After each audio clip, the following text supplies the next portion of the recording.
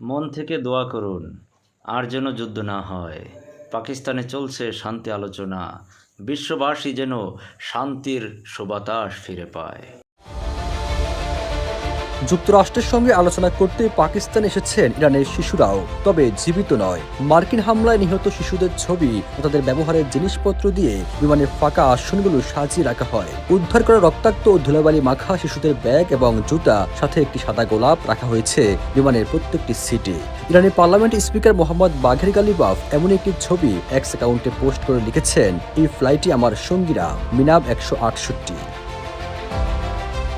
এটি ছিল ইরানের মিনাবে একটি প্রাথমিক বিদ্যালয়ে হামলায় নিহত শিশু কর্মীদের প্রতি দেশটির স্পিকারের শ্রদ্ধা নিবেদন, যা সামাজিক যোগাযোগ মাধ্যমে ছড়িয়ে পড়ার পর নেটিজেনদের মর্মাহত করেছে।